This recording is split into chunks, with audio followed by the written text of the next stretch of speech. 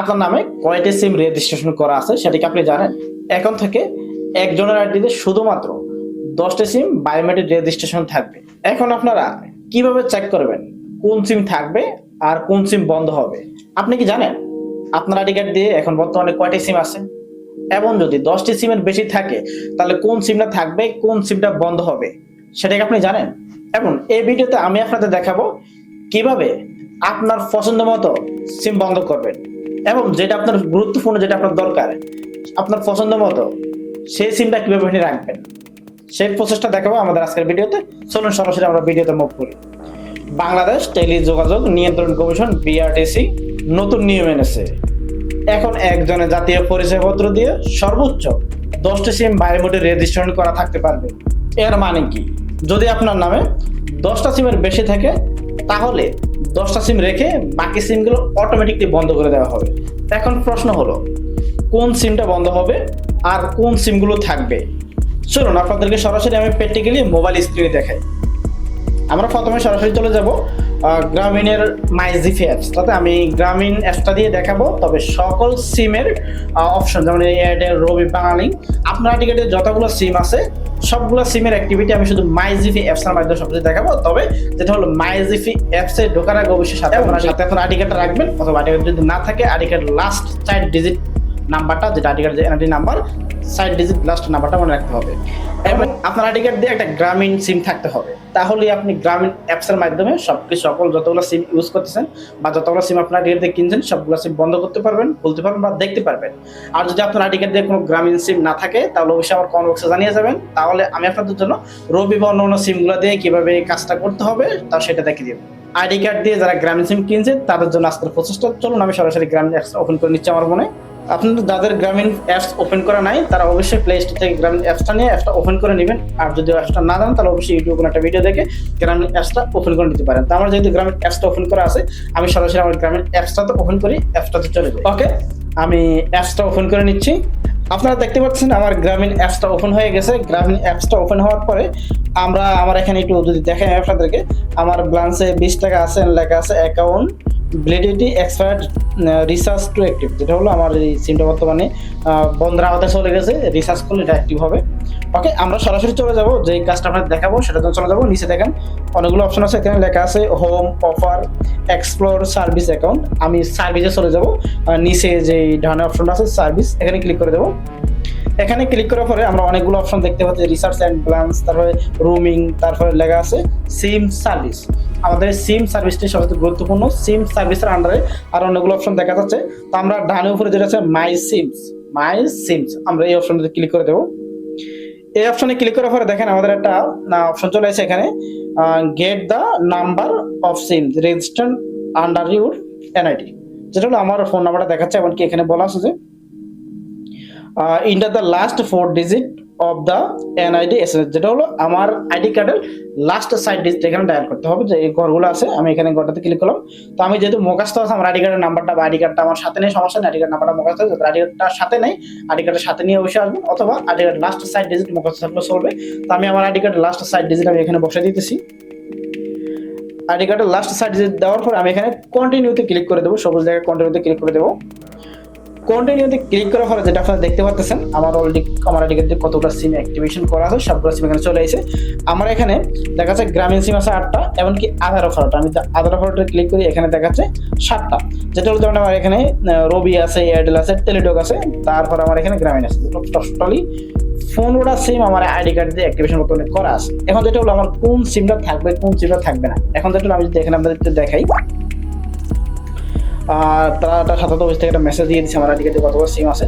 ওকে, আমি যদি দেখাই আপনাদের এখানে আমি গ্রামীণ বর্তমান আছি, অ্যাক্টিভ সিমস আমার এখানে 872, 858, 228, 737, যেটা হলো এই সাইটটা নাম্বার আমার আইডি কার্ড বর্তমান অ্যাক্টিভ আছে। গ্রামীণ এই সাইটটা নাম্বার অ্যাক্টিভ, দেখেন এখানে নিচে লেখা আছে বন্ধ সিম।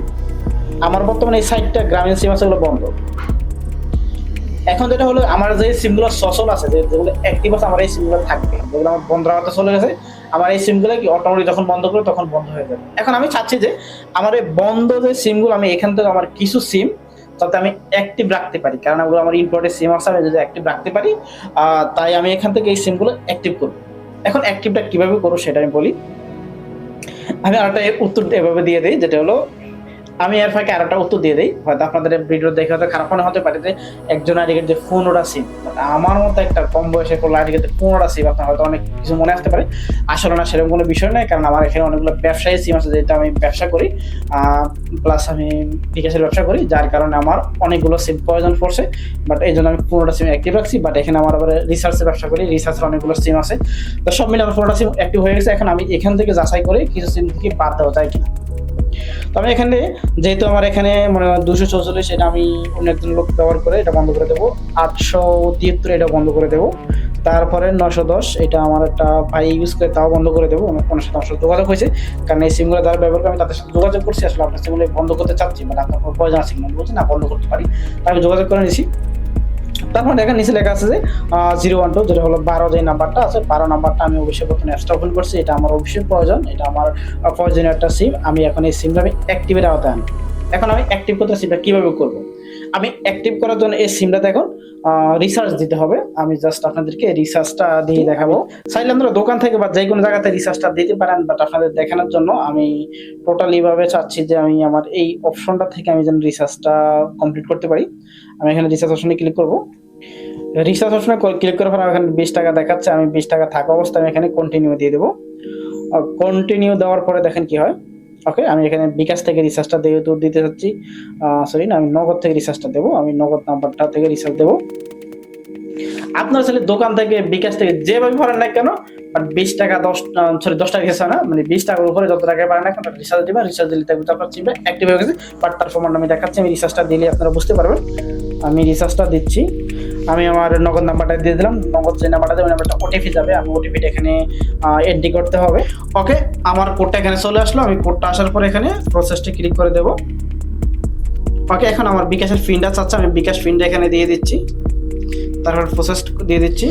ওকে, আপনারা দেখতে পাচ্ছেন আমার প্রসেসিংটা অলরেডি হচ্ছে, রিসার্চটা হচ্ছে অলরেডি, মনে হয় রিসার্চটা হয়ে গেছে। Do not close the browser. Okay, দেখছেন 20 টাকা আমার রিসার্চ হয়ে গেছে। আমি এটা কেটে দিই, আমার রিসার্চটা সফল। গো টু হোম, আমি হোমে চলে আসলাম। এখন দেখেন আগের 20 টাকা ছিল, এখন আমার ব্যালেন্সে 40 টাকা আছে। আমার এখানে যেই অ্যারো দিয়ে যেই লেখাটা ছিল, ওই টাকাটা এখন চলে গেছে। আমি যদি এখন সেম ভাবে আমার সার্ভিস অপশনে যাই, সার্ভিস অপশনে যদি আমি যাই, ক্লিক করলাম, ক্লিক করার পর আমি সেম মাই সিমে চলে আসবো। মাই সিমে আসার পর আমি যদি এখানে আমার আইডি কার্ড দিয়ে আমি ভেরিফাই করি, তারপর দেখি। ওকে, আপনারা এখন দেখতে পাচ্ছেন যে আমার যে 12 সিমটা ছিল এখানে, দেখুন এটা এখন অ্যাক্টিভের আওতায়, এখন ছিল 4টা, এখন 5টা। এখন অ্যাক্টিভের আওতায় আমার এই 12টি সিমটা চলে আসলো। এখন নিচে আছে কয়টা? 3টা সিম। তারা দেখতে পাচ্ছেন যেটা হলো আমার যেভাবে বন্ধ সিমটা ছিল, আমি বন্ধ সিম দ্বারা কি করছি, অ্যাক্টিভের আওতায় নিয়ে আসি। এখন যদি আমার অটোমেটিকলি গভর্নমেন্ট যদি বন্ধ করে, তাহলে আমার যে সিমগুলো বন্ধ আছে ওই সিমগুলো বন্ধ করবে, যে সিমগুলো আমার অ্যাক্টিভ আছে ওই সিমগুলো কখনোই বন্ধ করবে না। এখন কথা হলো, আমার যে আদার্স অপারেটর যে সিমগুলো আছে, যে গ্রামের যে বিষয়টা, সেটা আপনারা আশা করি বুঝতে পারছেন।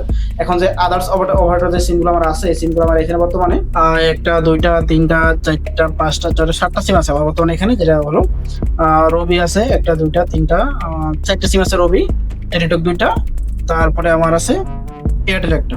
ঠিক আছে, এখন যেটা হলো আমি সহজে বলে দিই আপনাদের বিস্তারিত। আপনারা যারা এখন থেকে যে সিম অ্যাক্টিভ রাখতে চান, যেমন আমার এখানে কয়টা সিম, 8টা সিমের গ্রামীণ জায়গায় আমি 5টা সিম অ্যাক্টিভ রাখছি, 3টা আমি বাদ দেওয়ার জন্য দিয়ে দিচ্ছি। তারপর আমার এখানে যেহেতু 5টা সিম রাখছি, আমি 5টা সিম রাখতে পারবো। তাহলে আমার এখানে অন্য অপারেটর থেকে, যেমন আমার 603 এটা 22 এটা, তারপরে হলো 27, তারপরে 37, যেটা 1টা 2টা 3টা 4টা, এবং এই টেলিটক রাখবো আমি 1টা, এখান থেকে রাখবো 5টা। এখন কি করবো, এখান থেকে যে 5টা সিম আমি রাখবো, যে 5টা নাম্বার আমি রাখবো, ওই 5টা নাম্বার আমি সেম ভাবে রিচার্জ দিয়ে দেবো। আমি যখন রিচার্জ দেবো, আমার সিমটা অলরেডি অ্যাক্টিভ হয়ে যাবে। যখন অ্যাক্টিভ হবে, তখন অ্যাক্টিভ সিম গুলো কখনোই গভর্নমেন্ট অটোমেটিকলি বন্ধ করবে না। যেগুলো ডিএক্টিভ থাকবে বা বন্ধের আওতায় থাকবে, টাকা রিচার্জ করা হয় না অনেকদিন, বা বন্ধ আছে অনেকদিন, ওই সিম গুলো বন্ধ করবে।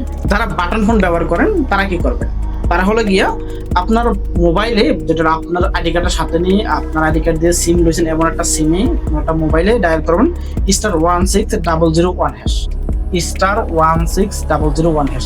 এটা ডায়াল করবেন। ডায়াল করার পরে আপনার ID card last 6 digit option দিয়ে সেন্ড করবেন। তারপর দেখাবে যে আপনার আইডি কার্ড দিয়ে কথাগুলো সিম অ্যাক্টিভ করা আছে, কথাগুলো অ্যাক্টিভ করা আছে। দেখার পরে সেম ভাবে আপনারা যেই সিমগুলো আপনি রাখতে চাচ্ছেন, আপনার মনে হয় যে আমার এই সিমগুলো দরকার, ওই সিমগুলো জাস্ট আপনি রিচার্জ করবেন। জাস্ট আপনি মনে করেন যে আপনি রিচার্জ করছেন, মনে হতে পারে, বাট প্রয়োজন নেই। তারপর আপনি রিচার্জ করে রাখবেন, যে কারণ 20 টাকার জন্য আপনার একটা সিম বন্ধ হতে দিবেন না, আমি আশা করি। এই জন্য আপনার যে সিমগুলো প্রয়োজন অ্যাক্টিভ রাখার দরকার, জাস্ট ওই সিমগুলোতে রিচার্জ করবেন, তাহলে ওই সিমগুলো কখনোই বন্ধ হবে না। আর যেটা বন্ধ করতে চাচ্ছেন ওটা যদি বলেন না আমরা এটা ব্যবহার করি বাট তাও বন্ধ করতে চাচ্ছি, ওটা রিচার্জের দরকার নেই। আপনি যদি কয়েকদিন রিচার্জ না দেন, এটা এমনিতেই 1 মাস পরে বন্ধ হতে চলে যায়। তো সিম অটো বন্ধ হয়ে যাচ্ছে। যেগুলো দরকার আপনার ব্যক্তিগত সিম অবশ্যই প্রয়োজন, ওগুলোতে শুধু রিচার্জ দিয়ে রাখবেন। রিচার্জ দিয়ে রাখলে আপনার সিমটা অ্যাক্টিভ। ভিডিওটা আপনার বন্ধু এবং পরিচিতজনকে শেয়ার করুন। এমনও হতে পারে তাদেরও 10টা সিমের বেশি হয়তো ক্রয় করা আছে, হয়তো আমার ভিডিওটা দেখলে হয়তো তাদের এই সমস্যাটা থেকে তারাও সমাধান হতে পারবে।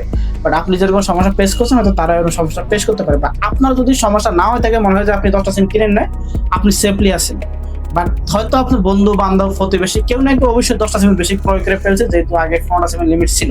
তাই অবশ্যই শেয়ার করলে হয়তো তাদের উপকারে আসতে পারে। ভিডিওটি যদি আপনার উপকারে আসে তাহলে অবশ্যই লাইক দিন এবং কমেন্টে আপনার মতামত জানান, আমরা আপনার কমেন্টে রিপ্লাই দিব। এমন আরো দরকারি এবং গুরুত্বপূর্ণ আপডেট পেতে আমাদের চ্যানেলটি সাবস্ক্রাইব করে সাথেই থাকুন। ধন্যবাদ।